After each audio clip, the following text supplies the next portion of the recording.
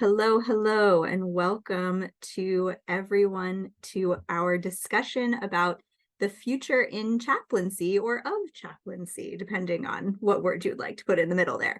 My name is Dr. Stephanie Edwards, and I am the Executive Director of the Boston Theological Interreligious Consortium. We hold these BTI talks twice a semester to talk about general professional development issues, states of the field, and books and publications by some of our faculty, some organizing done by our students, and kind of just to keep an eye on the pulse of what's going on. Oh yeah, okay, Dr.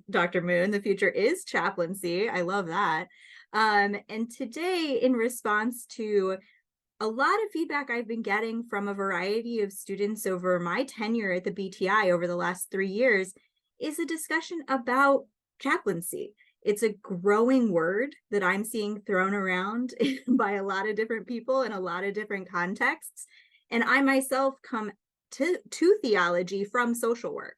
And so this is my second career. I identify as a dual professional, but I don't identify as a chaplain. So there's a lot here for me to learn from our incredible and diverse panel today. So how I usually start, rather than you listening to me for a million years, try to read the accolades of all of our panelists, I will simply call on them to introduce themselves. And that includes the story that you want to tell today about who you are, your name, hopefully the kind of chaplaincy you practice, where you're at, and anything else you think is important for this audience to know about you as we go into our discussion today. Good? Awesome. So let's start with Lynn Cooper. Introduce yourself, tell us a bit about who you are and where you are. Thanks so much, Steph. It's great to be with you all. My name is Lynn Cooper, and I am the Catholic chaplain and Associate Director of the University Chaplaincy at Tufts University. I have been in the chaplaincy at Tufts for 15 years and have seen the field change, have seen our chaplaincy change, and it's just been a really exciting time for multi-faith work. And of course, that brings all sorts of exciting challenges. I'm going to leave it at that. Is that okay? I love it. I love it. Monica Sanford, let us know a little bit about you and where you're at. Hi, friends. So I'm Monica Sanford. I am in my day job, the Assistant Dean for Multi-Religious Ministry at Harvard Divinity School. So that's a more academic posting. I'm also a former campus chaplain and the director of an interfaith center at a big STEM school for several years before I came to Harvard. And I'm also right now doing a Sunday gig as the Buddhist chaplain at a private boarding high school in central Massachusetts. So now working with 13 to 18-year-olds on Sundays. So that's a lot of fun. And I'm a Buddhist chaplain by training and an ordained Chan minister, but also I'm a trained practical theologian. So lots of fun identities there. And I do research. My scholarly research focuses directly on Buddhist chaplains in all of the contexts where they work, whether that's hospitals or prisons or the military. So I have all of those hats that I get to exchange from time to time. But as a chaplain, my only chaplaincy gig right now is the high school, which is fun. I mean, arguably, your administration is chaplaincy sometimes. So yes. Thank you for your service. Zachary Moon, who are you? Where are you at? Zachary, I teach on the faculty at Chicago Theological Seminary. This is my 8th year here in Chicago teaching there. Before that, I was serving in the military as a military chaplain and working on a PhD. And when I got done with that, had an opportunity to come teach and was particularly excited to be able to teach because I was interested in the way that theological education was preparing folks to be able to do religious leadership in multiple contexts. And it just felt like as the world continues to change and shift and the demographics and even just the relationship to spirituality and religion seem to be flexible and malleable and porous in ways that 50 years ago would have surprised us and overwhelmed us and are just kind of how things are. now. So getting to work with students in the classroom, but also I, I get as energized, I think, by some of the more cooperative community-based work that I get to do as well.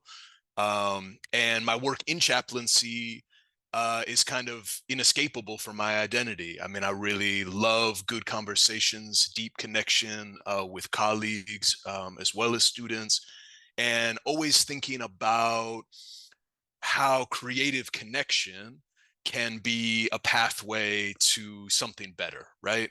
Whether it's working with somebody who's just in the worst kind of situation, that chaplaincy is kind of often like that, or yeah, just finding a better solution for something that feels like a challenge. So even though primarily I'm working in academic spaces now, can't get the chaplaincy out of me that way. It still is very influential and formative in my thinking and in my practice. Awesome. Thanks, Zachary. Michelle Torres. Hi, I'm Michelle Torres, and I am a chaplain at Boston Children's Hospital. I've been here 14 years, and I am bilingual in English and Spanish, and I am responsible for all of our Spanish-speaking families in the hospital, which is an impossible job for one human. And I'm very committed to raising awareness and recruiting people of diverse backgrounds for hospital chaplaincy, and in this case, particularly Latinos and people who are bilingual, because I need help. And it's such an amazing vocation, and in terms of just such great honor and privilege to do this work. And I'm an Episcopal priest, and I am a non-stipendiary, meaning I don't get paid as a associate at St. James's Episcopal Church in Cambridge, and I do supply work during the summer. And my great passion is hospital chaplaincy, and just that one of the things I love about hospital chaplaincy is really we can bring our whole person, right, and draw on all our life experiences and all of who we are as part of our toolkit. So it's a great pleasure to be here. Thank you so much, Michelle. Bilal Ansari. Greetings, everybody. Yes, and I want to thank you for the invitation. I am happy to be here. I teach on the faculty at Harvard International, University for Religion and Peace, formerly known as Harvard Seminary, where I was a graduate of that illustrious program for Islamic chaplains. I was the first Muslim chaplain at Williams College. Then I was the Dean of Students at Zaytuna College. Now I am working back at Williams College as an Assistant Vice President for Campus Engagement. So that's where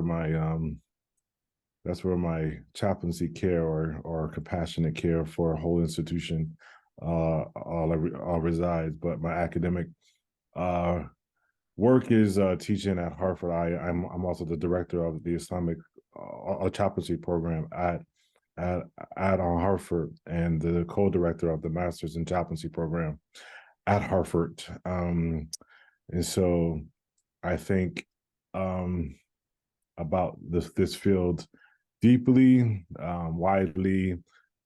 I'm so happy to be collaborating on some exciting new life chaplaincy work, innovating with Zachary Moon. So we're and my passion is pastoral theology, Muslim pastoral theology. So I take the biblical and the Quranic idea of the shepherd's care for the flock to heart. And so that's my passion. Yeah. Thank you so much, Bilal. Walker Bristol. Hi, everyone. Thank you for having me with you today. My name is Walker Bristol. I'm a board certified hospital chaplain at Brigham and Women's Hospital in downtown Boston. And I'm also currently serving as the interim director of spiritual care here at this hospital. Before being here in the hospital setting, I worked for many years with my friend and teacher, Lynn, here on the call. I'm at Tufts University as the humanist chaplain at Tufts. As I said, I'm a humanist by my endorsement, and that's my value system. And I'm also an active part of a Quaker community in Cambridge. And if during this call I'm shivering at all, it is not because I'm cold of heart. It is because I'm cold of body today in our office. I don't know how to fix that. So thank you all. It's always something, right? That's actually beautiful, right? Because I think transitionally, I think of chaplaincy as embodied, right? I often am asked by students who feel a call to ministry, particularly one that might not fit in their denominational route, that if you're called to be with people in body, not just in spirit, that chaplaincy might be the vocation you're seeking. That being said, I think you've all surfaced the multiplicity of identities and the multiplicity of professions that emerge out of that one word. And I'd love if one or more of you would offer the definition of chaplaincy to you. If a student is discerning their vocational path and they say, I've heard about this thing, it's called chaplaincy. It's not being a priest, it's not being a nun, it's not being avowed religious. What does that indicate? What is chaplaincy for you? And what would you explain to them about the profession as a vocation, right? Let's start there. Like, what is chaplaincy and how does it play out as one's role in the world? And I don't like calling on people, so I believe in us to be able to speak if we feel moved by the Spirit. I'm happy to speak to that. I think of hospital chaplaincy, which is the context that I'm familiar with, is accompaniment, and particularly accompaniment when our worlds have been turned upside down. And in this case, it's generally illness or trauma. And that while I can't walk in someone's shoes, I can accompany them. I can be present. And we think of, so our department is spiritual care, and we think of spirituality as how we make meaning. Some people make meaning through religion, and other people make meaning through their children, through their families, there's nature, there's endless ways we make meaning. And one of the joys of being a spiritual care provider is my role is to understand and assess basically how does each person make meaning, and how can I support them during this, really trying time. And that's an incredible honor.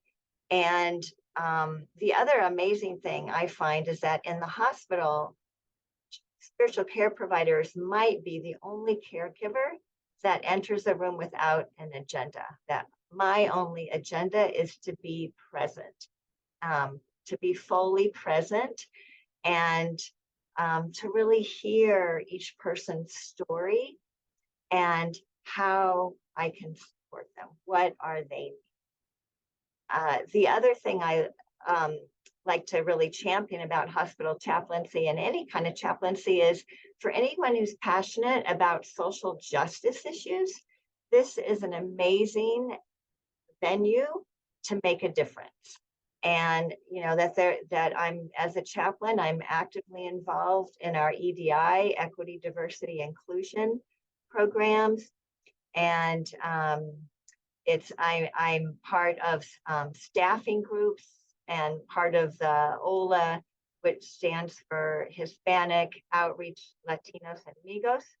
And we invite all staff who are interested in Latino culture, but we're also advocating for our patients and families around issues of equity and access. And as a chaplain, I do a lot of advocacy and referrals, and just, how do we make the communication better? How do we make the care better? And as a cancer survivor myself, and as a mother of a child with he has LGS, Lennox-Gastaut syndrome, and he requires 24-hour care. And I have a second son who's typical, and just, they're both amazing. I feel like those are some of my superpowers, right? Being a mom to both Mateo and Johnny, being a cancer survivor, and I also have Mexican heritage. That my dad is half Mexican and half Norwegian, and so it's just, so it's very fulfilling to be able to do this kind of work, and really provide a sense of being seen and heard, and in best case scenarios, love and hope.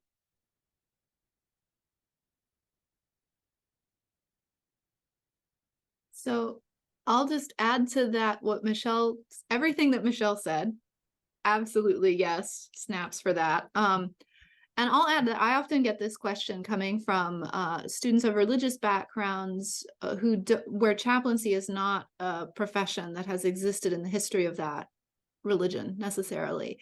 And sometimes there are preconceptions that all chaplains are by necessity Christian. So we have to get over that first. But then what the general explanation is that I give to students is that chaplains are individuals with advanced training in religion, spirituality, philosophy, morality, who work in settings that are not solely or explicitly religious. They work in institutions such as, and then I list off, hospitals, prisons, schools, military, fire departments, things like that, because they feel a calling to go where the suffering and distress is, rather than wait for people to come to where the religious folk typically gather. So it's that wanting to be embedded in the world in a way where you can accompany people like Michelle described. But I do, I combine that with some kind of training in how to be able to do that, right? Both from within your own tradition, but also in an interreligious way. I'll just build a little bit on what Michelle and Monica both said, speaking from the hospital context, that Karen Steinhauser, a researcher, I think still at Duke University, has a framing of end-of-life care where she has done research around the question, are you at peace?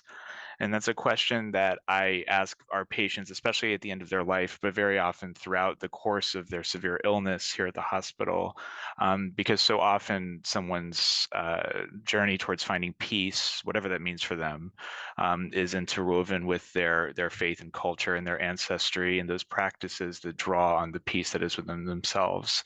And so that's sort of a core piece of what the chaplaincy work is for me, but also that we serve the whole hospital. In our context, we serve the staff, we serve the families of the patients, and we serve the patients. And that's not always true for other providers who provide emotional support or do sorts of some of the things that we also do. And I think that sense of community is an important part of this work as well. Yeah, I was just going to echo that, the community context at a university setting or a college setting where, yes, we have one-to-one work with students, faculty, and staff, which we serve everyone.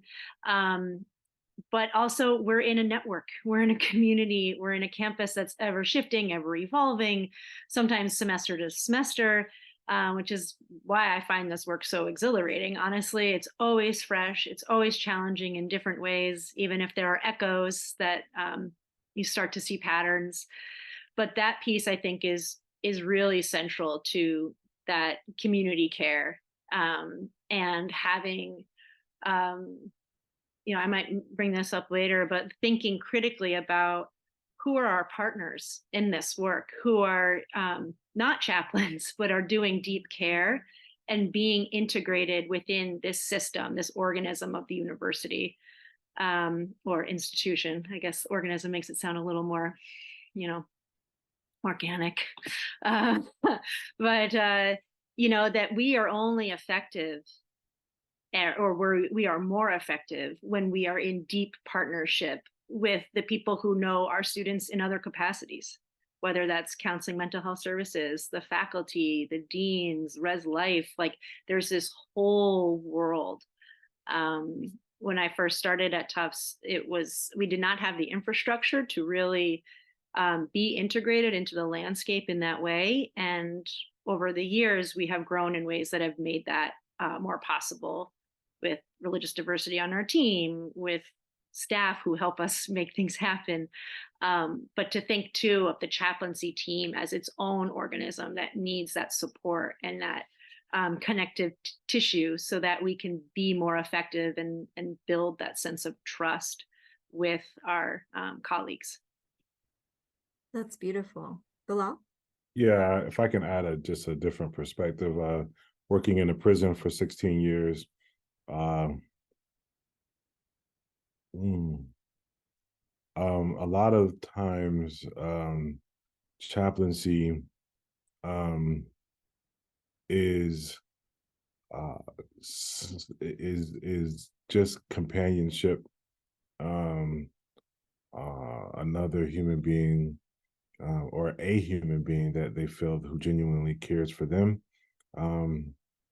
and having a temperament that you're able to meet people in the depths of where they are, no matter where they are, and to find comfort and peace and tranquility, despite the environment, the aesthetic or the lack thereof, and to have them find the aesthetical beauty within themselves and in others, despite the crass, harsh environment. And that image of care, once that's modeled and they become models of it, you see transformation as they come out into society and successfully become contributors. And so witnessing that is also chaplaincy work from the prison context. Thanks. Zachary, did any of that resonate for you with your military chaplaincy? Yeah, no, I love this. This is kind of like this mosaic understanding of chaplaincy. It's beautiful. All of it that's been shared so far really resonates with me. I think I mean, if I can add a couple of pieces to it, one of the things to really, um, whenever I'm in an opportunity to talk with students about chaplaincy, I always really want to connect students with how chaplaincy is justice work. And Michelle spoke to that a little bit briefly, and actually a number of you have spoken to that. Because I think sometimes the perception of chaplains is that they're kind of like a walking Kleenex box. Like, oh, I got this referral because somebody looked like they were going to start crying, and like this person on staff didn't want to handle that, so let me call the chaplain, so here I come, I'm the walking Kleenex box, that's my Halloween costume or whatever. And I think what I really am interested in is how chaplaincy is very much, as you said, Stephanie, really early on, is about embodied religious leadership in an institutional context, right? So not in a community space defined by a singular faith tradition, but in this kind of multicultural, pluralistic, and interreligious kind of space. So we chaplains, we have to be kind of wired differently, right? We have to lay some of our biases and our assumptions in a very different place than we would if we were to show up in a, faith community specific kind of way. Which of course draws on our innate capacities for creativity and co-creativity and cooperation. And in that way, we have this very deep agenda. We have these very deep practices that are like about dignity, and about humanization. I just heard my brother Bilal speaking to that, right? Like recognizing that folks might be in very kind of immediate acute crisis, but they also may be in very complex crisis as well, crisis that may have been impacting their human thriving and dignity well before we ever meet them in the hospital or in a carceral setting or in the military. I mean, one of the things that always really struck me working with folks in the military was the military wasn't the first time they had dealt with hard things in their life, right? So taking a whole person perspective, but also a historical perspective, right? Realizing that someone's trauma history or other experiences in their life,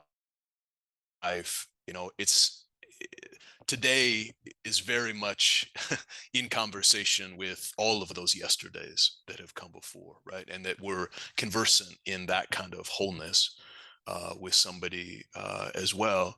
And I think in that way, chaplains are always working in liminal spaces. We're working in these kind of in-betweens, right? Um, and also liminal in the way that it's sometimes brief, right? I mean, we're not always afforded a long-term relationship with somebody. In fact, usually you're not, right? This might be 5 sacred minutes that I spend with somebody, and I might never see that person again. And I think that was one of the hardest things for me doing chaplaincy work, is that I knew that trust and depth needed more time than we had. I knew that the crisis that this person was grappling with in their life needed more than 5 minutes. And I was like, you know, that just like haunted me, right? Because I was like, I want to help, but I don't have enough time, or the schedule doesn't allow, or this person doesn't want to give me more than 5 minutes, whatever it might be, right? Coming from any angle. So I think also part of again, part of the challenge for us is, at least what I began to kind of name and claim for myself, is no matter how brief that encounter is, how can we be with people in a way that what we signal to them is that they deserve help, that they deserve care, that they deserve all the good things, including compassion and mercy. And rarely are we in moments where folks come to resolution or any kind of, like, oh, good, that's over now. That isn't usually the case. But if we could be able to signal to folks their own dignity and the own fullness of their thriving, that then in the moments following our encounter, they might have felt that in a way that they would find other helpers, that they would find other caring people and other people who are dignifying them along the way. And that could be my aspiration. That could be the standard with which I tried to hold myself to, was not, I'm going to be able to fix this or resolve this or have all the time I want to have, but how can I just impress upon this person that they are beloved and deserving of every good thing? Yeah, I loved your phrasing there, Zachary. It's really a mosaic. So I put some notes in the chat, some highlights of all the different like definitions that you all pulled out. And I think this is almost why I wanted to have this conversation, is because I think it can be really overwhelming for a student to consider the complexity that you guys just lifted up for them. There's maybe an impulse to go towards that in themselves, and yet they understand that this can feel quite daunting, right? That this type of care, this type of living within their vocation can be misty and unclear, especially if they're in their beginning stages of discernment. And so I would love if you would lift up a couple things, maybe just one, that students should know about chaplaincy from your particular positionality. So if you are working within a denomination or a particular institutional setting, what is something that you would want them to know about the practice of chaplaincy? And some of this was already mentioned, right? So I'm thinking even more pointed, like I am I need to recover it, but I'm almost bilingual. So if Michelle were to give me a piece of advice, it's probably to go do an immersion to kick that over the edge, right? To go, and if that feels like part of who I am, right? That I want to express that in my world. And if I'm, going down the line of, a humanist chaplain, right? From Walker's perspective, what is something I should know about that as a piece of chaplaincy, right? Because you all come from different slivers of a very big pie. So if you wouldn't mind offering one, maybe two brief things that a student should consider as they start walking toward exploring your little slice of chaplaincy. Well, I'll jump in first if you don't mind. I think what's important, I think what we do at Hartford International University is we center the interreligious, or we center our rootedness and the otherness, if you may, and we want you to be able to be limber and eventually do the limbo in being in a liminal space, because our work legally is in a liminal space. We're not here to establish any one religion, but we are here to open it up, provide access for all. So that's in the squeeze in the First Amendment. There's that in between liminal space there legally. Even if you look at us, theologically, we're in a liminal space. People are asking theodicy type questions there. What is this? Why me? People are more in lament than in glorification or praise or transcendence. And so that's a liminal space embodied as one's like theology of care there. And spiritually, it's also a liminal space, because people, when you're a chaplain, you have to walk in the room and you're looking for where to meet other person spiritually, and you can't come in with a pre-prescribed booklet. This is what somebody said earlier about no agenda. You have to have a clear slate and that's a liminal feeling. Sometimes that's a difficult place to be, but you got to be comfortable in that. As chaplains, you got to be able to have swag in that space right there. Like that's home base for you. And so that we at Hartford, we do it with an interreligious classroom, or the other, and ones like rootedness. We push at that.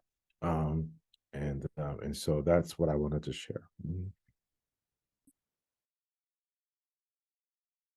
I saw a ton of nodding heads. So the comfort being liminal, being unknowing, and being able to hold others unknowing, right, is a huge challenge, particularly for those of us who may have been raised in traditions that are dedicated to explanatory measures. I'm Catholic, so little jab at where I come from. But I do think something that I've heard from students right now is, and I'm sure you're all experiencing this in your contexts, is that space is not available for a lot of people. Would I be right in assuming that chaplaincy is an opportunity for someone to sit in the middle? Because I think like I'm thinking a lot about our student conversations right now with international politics and international war. There's not a lot of spaces that students are asked to enter and not be expected to have an answer, where they can go and be sat with and truly accompanied, as you all were speaking to in your definitions of chaplaincy, rather than having to perform, right? Or have some sort of expectation made of them. Any reflections on what Bilal offered us as a way of thinking about students entering chaplaincy and the liminal space that we sit in?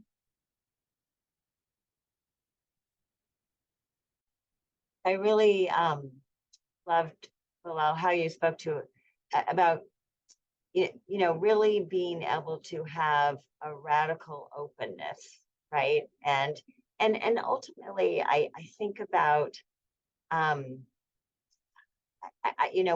I look at all the extent of brokenness in our world today, and how much we have failed to teach each other to love all of creation, right? But and to love all humans, right? And in terms of and I think as chaplains, we're really tasked with having a radical openness in terms of, each person we encounter is made in the image of the Holy One, right? And how can I help that person feel seen, right? And also, are they able to connect with their own sacredness? And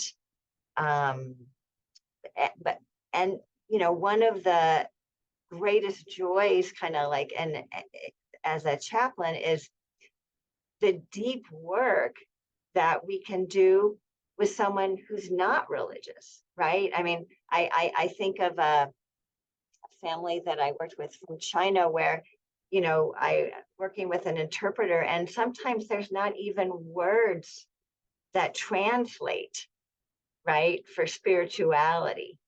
And yet this mom was really grappling with, how do you make sense, out of, her child, her toddler with a life-threatening illness?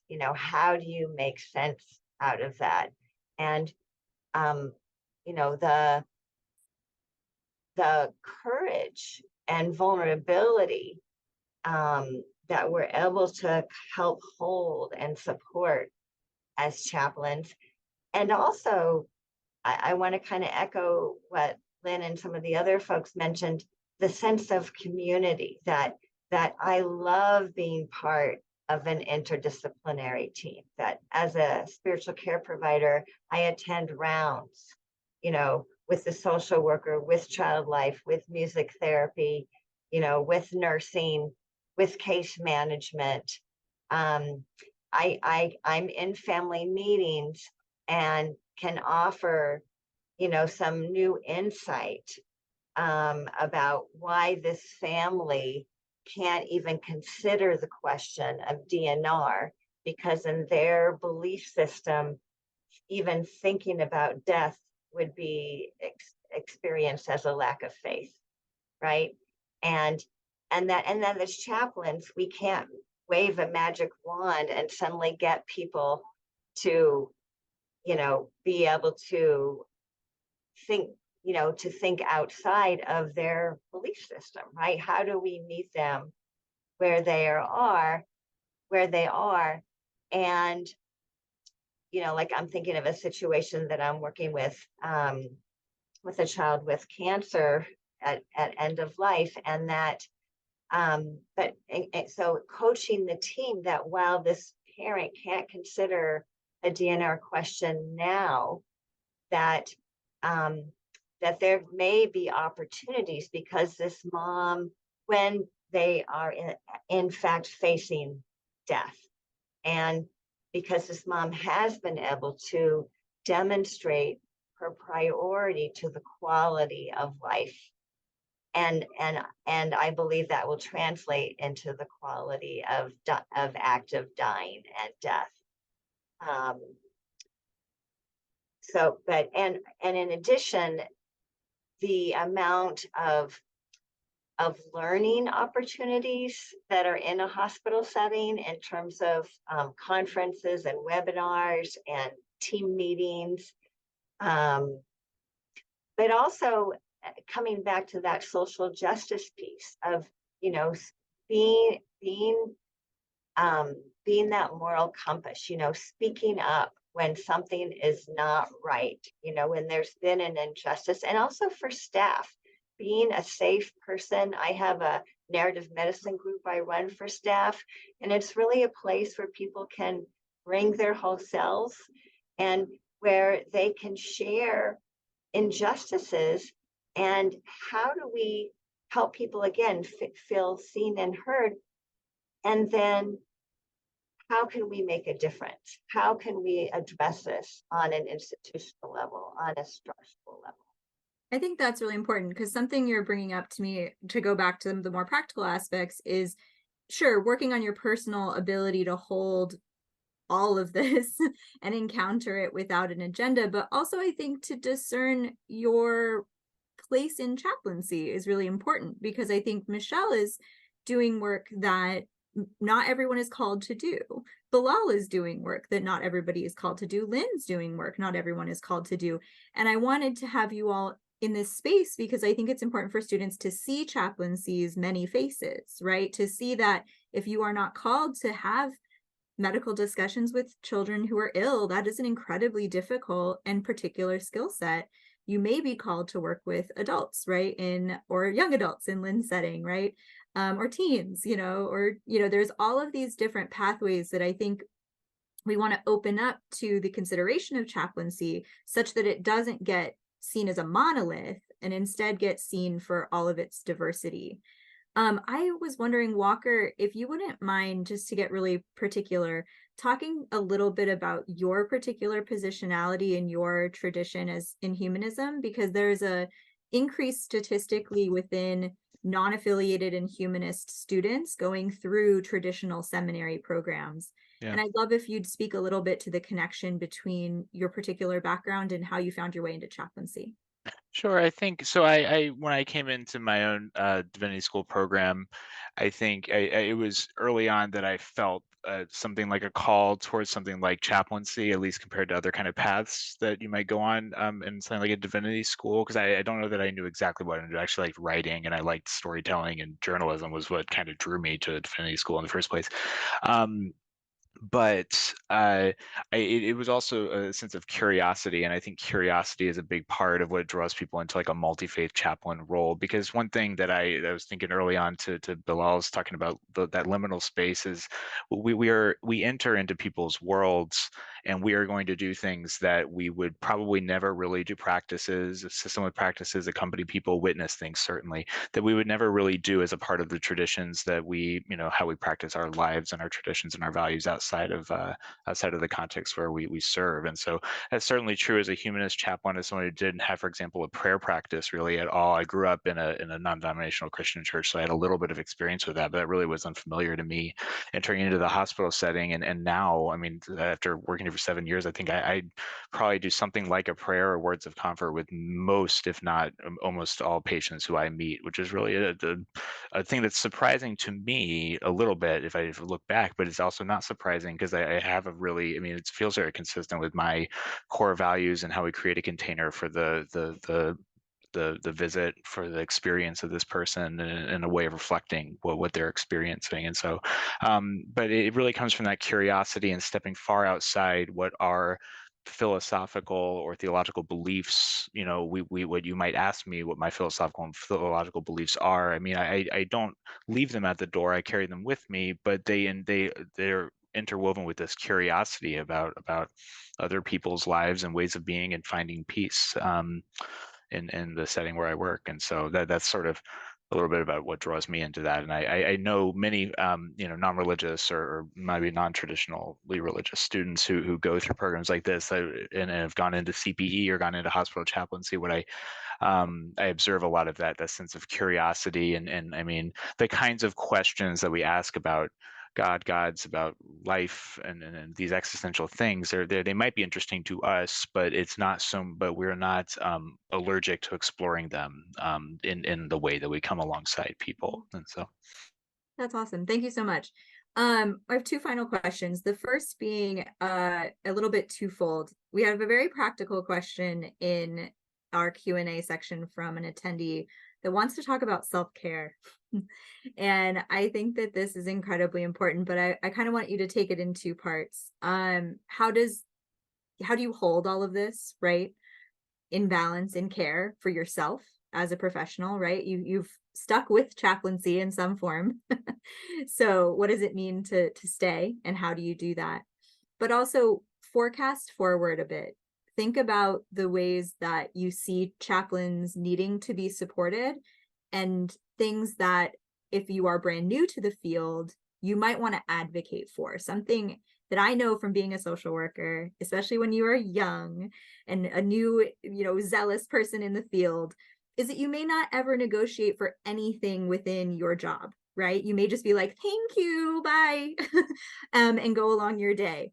But what would be something that you would encourage a new professional to ask about, especially around self-care and prevention of burnout, as they enter the field? And what are you hoping, or if you're involved in building something in that direction going forward? Because to be quite frank, there's a reason I now have a doctorate in theology and am not a practicing social worker. So what are our thoughts on self-care, how we hold ourselves now, and then going forward, how we might see that develop and what our students should be asking about? Yeah, can I offer just a couple of things from my tradition and my perspective? I did a Master of Divinity in Buddhist chaplaincy specifically, knowing that most Buddhist chaplains are going to serve in interreligious settings where there are very few Buddhists, just because we're a very small minority of the United States population. And so what we would often say is chaplain first, Buddhist second. It just happens to be in English, you have to put the adjective before the noun grammatically. That's not the case in all. But the Buddhist part of it is really the deep grounding in my own spiritual tradition that is my self-care, that enables me to be present with suffering people and work from and keep that open mind, like my fellows here on the panel have been talking about, working from within within their tradition, whether they're Christian or whether they're humanist or whether they're Muslim. The Buddhist part is what enables me to be present with all of that suffering, understand that suffering, process that suffering that I myself will experience as part of that encounter, practices that I do outside of my 9-to-5 job, as though chaplains are on call 9 to 5, the shift is bigger than that. But what I do outside of that as part of my own spiritual life is the grounding foundation for everything that I then do, during work hours, whenever those are. So that's really critical. Now, whether you do that from a Buddhist point or from a Catholic point or from a humanist point, whatever it is, it has to nourish you. It really has to nourish you in some way. And it's best if it's social. And it's, I could say a lot about that, what works best from that perspective. But so that would be one, is that we need to have some kind of a deep grounded spiritual life, however we conceive of that. And that's for us, but it's also for the people we serve. The other thing I like to point out to young, to people just going into the field new, is that there are inevitable frustrations. Some of those frustrations and heartaches come from sitting with people whose children are dying or who are themselves dying. But a lot of what actually drives people out of the profession is bureaucratic burnout. We feel like we're in situations where we could really help people, but there are bureaucratic constraints that get in our way, and we don't feel valued, and like the system's not responsive, and that there's a lot of injustice and that we can't do anything about it, and so on and so forth. So the major factors in burnout amongst caregiving professionals, not just chaplains, are those systemic contextual constraints. The problem is that often we internalize that as though I am not enough. And there are forces within our society that actually encourage that personalization. So to to the level that we can recognize an external bureaucratic constraint, a systemic injustice for what it actually is, and have a realistic attitude towards what we can change, you know, the good old prayer about let me change what I can, but not accepting it as personal.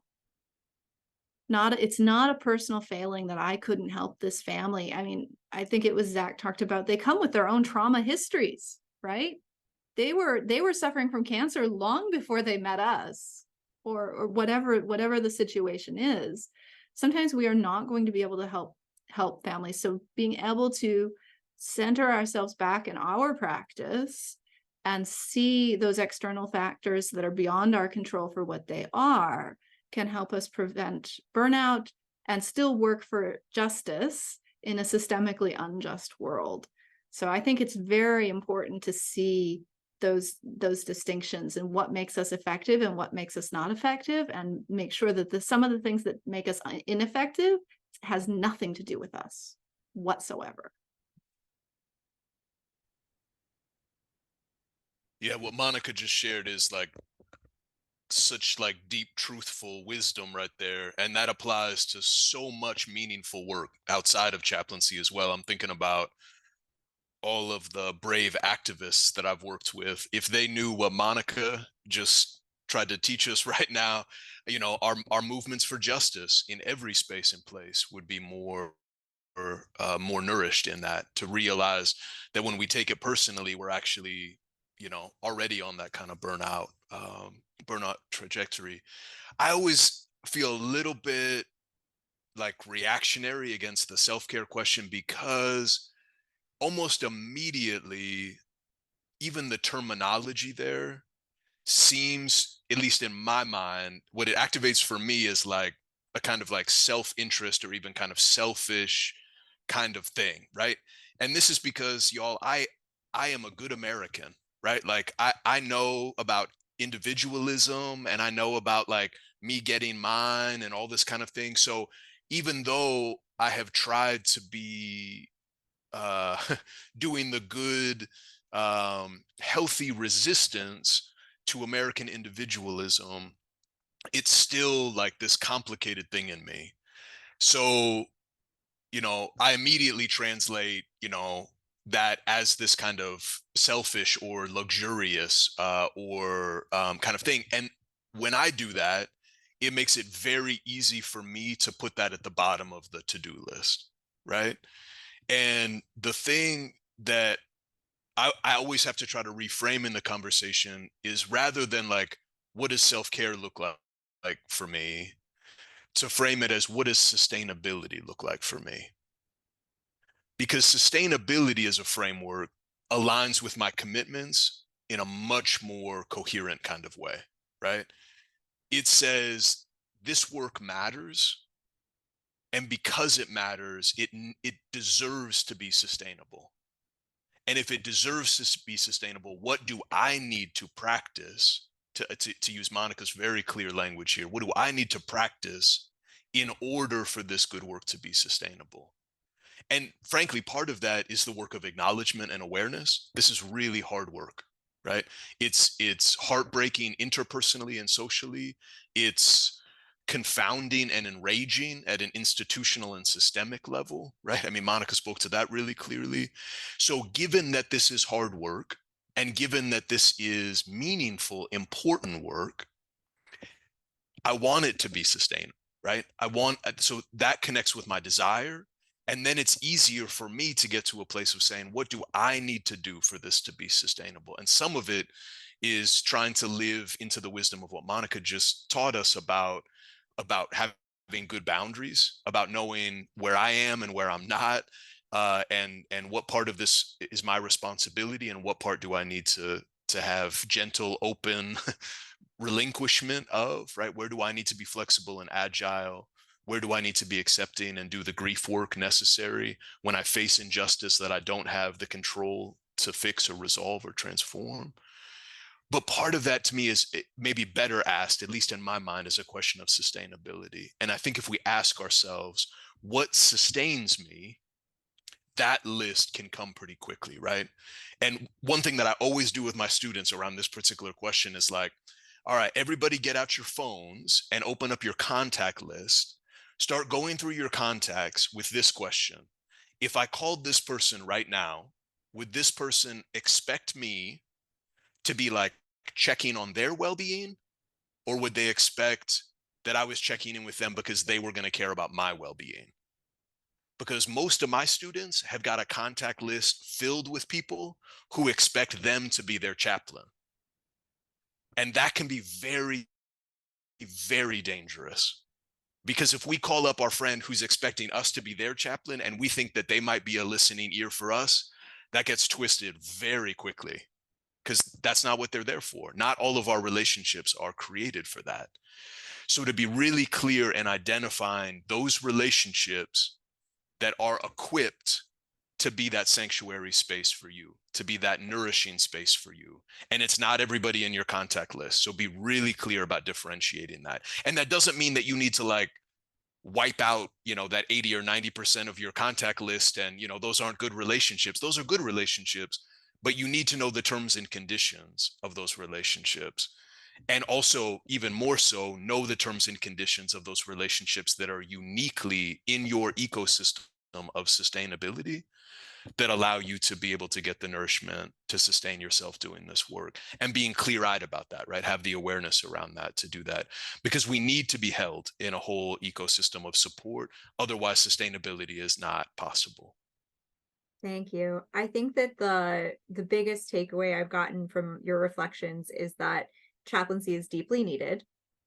It's incredibly multifaceted. It's deeply personal, because all of these are personal reflections, and that it's growing in potentially ways that the larger world, particularly my little corner of theological education, may be quite behind in recognizing. Because I think the work that you all are doing is the future of chaplaincy. You're doing work that is situational and that is attentive to the particularity of its context. At the same time, it's always and forever extending beyond itself, right, into whatever comes next.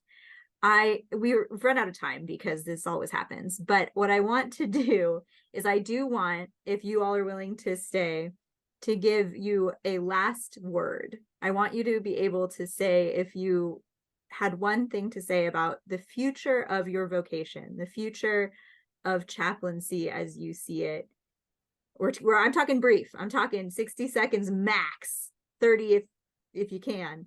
Where do you see this work going? And you can use that 30 seconds however you see fit. Quickly, mine is giving grace and accepting grace from others. Oftentimes we need to give grace to ourselves, and accept grace also to ourselves. That is where I think at the heart, despite whether we're in a war torn conflict between two groups, the expectations should be give grace and accept grace. Lynn, do you want a final word? Yeah, I'm so sorry. I have to scoot. I put it in the chat, but for div school seminarian folks, that this is all part of a long, lifelong journey of formation, and to be patient and kind with oneself as you gain these muscles. I mean, they're muscles like we have to work out in the gym. They take time. We get injured. We have to take care of it. And to bring that grace, as my colleague has said, bring that grace to oneself on your journey of formation. You're not going to have it all figured out like this. None of us did. So being patient and having good people to break it down with. Thanks, Lynn. Thanks for having me. Zachary, I'm making you go. Now I'm doing hot seat. 30 seconds. Wow. Okay. One of the things that my students have taught me is that even though we've been talking about chaplaincy like in specific contexts, I think chaplaincy is what religious leadership looks like in the 21st century. So if what's moving in you feels like this thing that's kind of compelling you into service, into some kind of leading the way, to be ready to do that in ways that maybe are non-traditional or a little bit unfamiliar and that sort of thing. I think that's what the world is asking for right now. And I think all of the voices, so much wisdom in this community conversation today, like, I hope if it doesn't do anything else, it just says like, there are so many pathways, Mhm. and they are all authentic, and they are all powerful, and they're all beautiful. And so to hear that and know that like, those moments of like, oh, is this weird, or oh, is this non-conforming, or is this non-traditional, or why doesn't my religious community understand me, like just to normalize all of that, right? And also just to realize that actually that kind of creative, unexpected strangeness is actually, I think, more often than not what our world is looking for. So you might be showing up in just the right place and just the right time. Thank you, Walker. I'll just say that I think that healthcare in general is changing a lot right now, and has been changing a lot, especially in the context of the pandemic, but even before that. And I think many of us who worked as chaplains throughout something like the pandemic both found there's a lot of pain in that, and a lot of renewal in purpose, and a new drive for this kind of work. And so I think, and new opportunities for how we come alongside, as Michelle was saying, alongside the medical teams and work in an interdisciplinary way. But another thing that I'll encroach on your territory, Michelle, and say is bilingualism is vital in the world today. And I, especially working in a hospital in the United States, growing your proficiency, or just your ability to engage with the Spanish language population, is absolutely vital, and something that I really wish I had developed more in my theological education. And so I've learned a lot in the work and in the context, but it is very, very important. And so I'm glad you're here, Michelle, to share about that. Thank you. Michelle, do you want to follow up? 30 seconds. Yes. And so I think one of the great challenges is to look at the structural barriers as to why there aren't more people of color in chaplaincy, right? What are the educational barriers, the financial barriers? How do we open up the access? We really need to have spiritual caregivers who reflect our communities, right? And that's the challenge for the future of chaplaincy. And we're going to solve it. No, I'm just kidding, but we are going to work on it. Monica. Yeah, just building on what Michelle said, I encourage Buddhists to go into chaplaincy as right livelihood. We have that in our tradition. Chaplaincy qualifies. And Buddhists, I believe, have something unique to give, both in the quality of our presence as based on the contemplative practices that have been passed down in Buddhism, and in our ability to be present with particularly non-theocentric care seekers, the nuns, the SBNRs, the atheists, but also with people who are very different than us, because we do that all the time. Yeah. Even with other Buddhists, because there's 30,000 different lineages. So that ability to walk into a room and you don't just assume, this person does not share your worldview. Buddhist chaplains are developing that in spades, and they can add that to the profession. Thank you so much. I really appreciate all your time. And I feel like, of course, as always in these conversations, we just opened up a can of worms and we're leaving ourselves to pick up the pieces. But that's okay. That's part of chaplaincy, right? We're going to figure out how to put it all back together in some new and glorious way. So again, thank you guys so much. And I will see you soon, I hope. Goodbye.